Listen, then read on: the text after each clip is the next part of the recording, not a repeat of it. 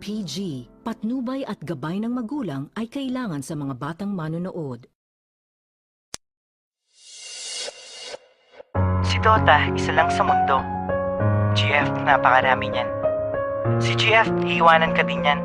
Si Dota, hindi. Si GF, nagagalit pag nagdodota ka.